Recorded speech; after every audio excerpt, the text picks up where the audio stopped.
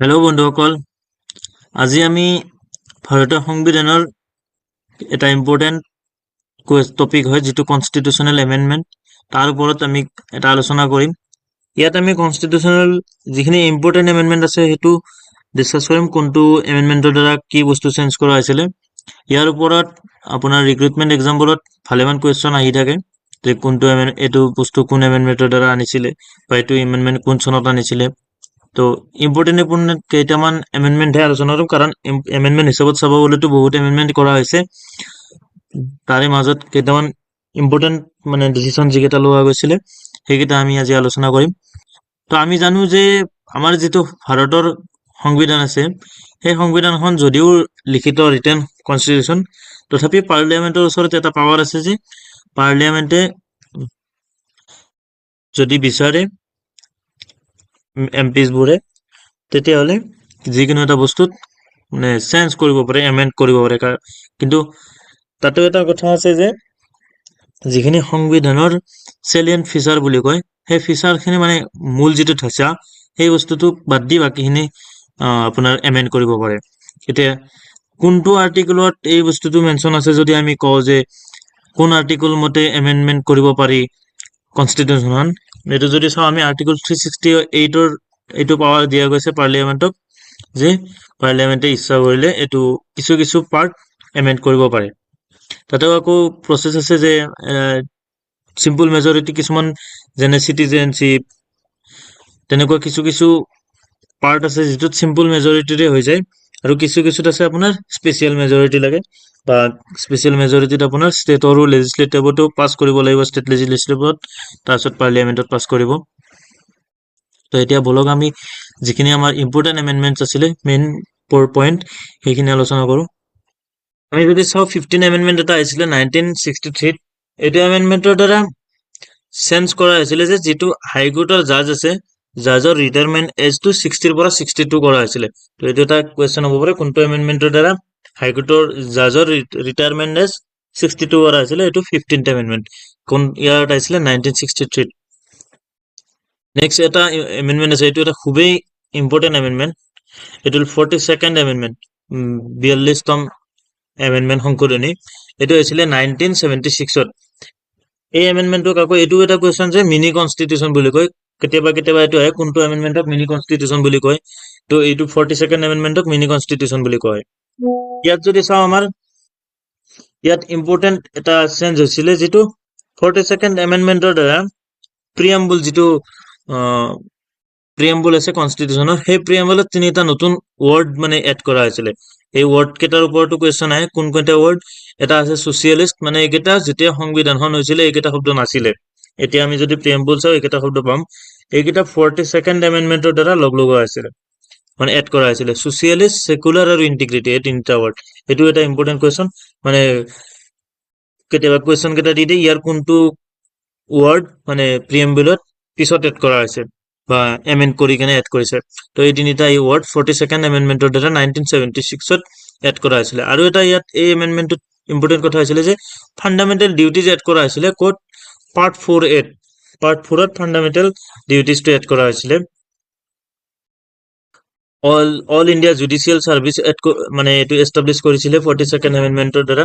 এইটো এমেণ্ডমেণ্টত আচলতে বহুতখিনি চেঞ্জ কৰিছিলে, সেইটো কাৰণতে এইটো এমেণ্ডমেণ্টক মিনি কনষ্টিটিউচন বুলিও কোৱা হয়।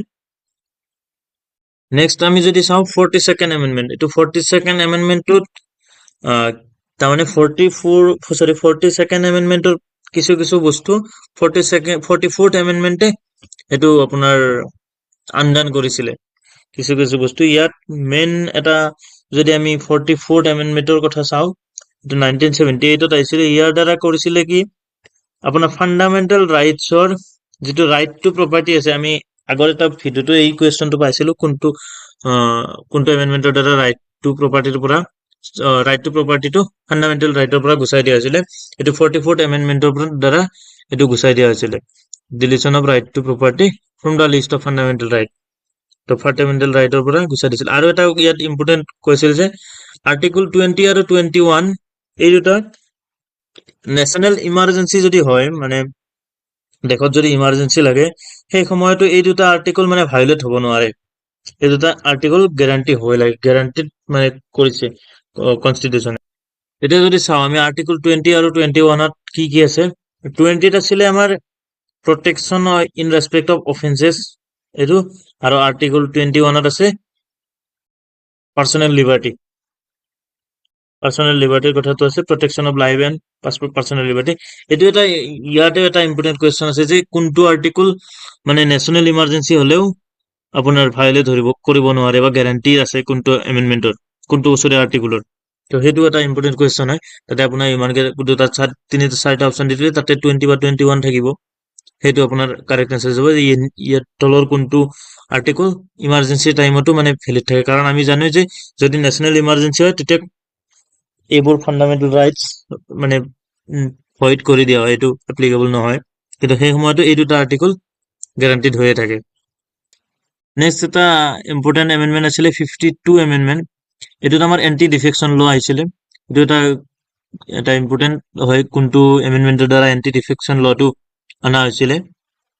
তো 52nd এমেণ্ডমেণ্টৰ দ্বাৰা এইটো অনা হৈছিলে। আৰু এটা ইম্পৰ্টেণ্ট এমেণ্ডমেণ্ট আছিলে 61 এমেণ্ডমেণ্ট। এইটো লাষ্ট এডিআৰি কুৱেশ্যনৰ এডিআৰিটো আহিছিলে যোৱাবাৰৰ এডিআৰিত, যে ভোটিং এজ যিটো আছে, ভোটিং এজটো কোনটো এমেণ্ডমেণ্টৰ দ্বাৰা আপোনাৰ আগতে 21 আছিলে 18 কৰা হৈছিলে। এইটো 61st 61 নম্বৰ এমেণ্ডমেণ্টৰ দ্বাৰা 1989ত ভোটিং এজটো 18 বছৰ কৰা হৈছিলে। মানে আগতে ভোটিং এজ মানে 21 বছৰ হলেহে মানুহ এজনে ভোট দিব পাৰিছিলে।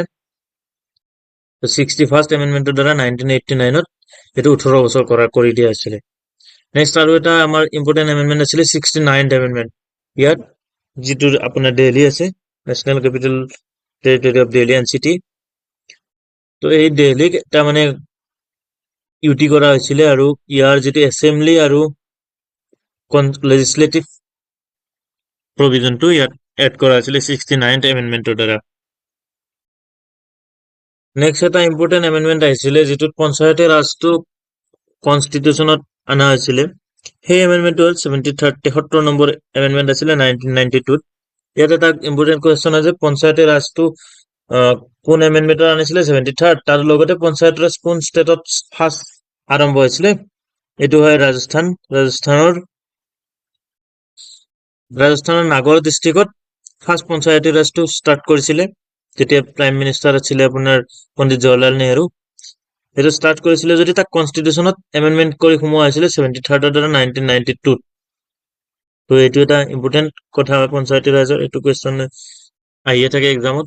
নেক্সট পঞ্চায়তী ৰাজৰ পিছত আছিলে আপোনাৰ মিউনিচিপেলিটি যিখিনি থাকে আৰবান এৰিয়া, সেই মিউনিচিপেলিটিটো 74th এমেণ্ডমেণ্টৰ দ্বাৰা অনা হৈছিলে ছেম ইয়াৰত 1992ত।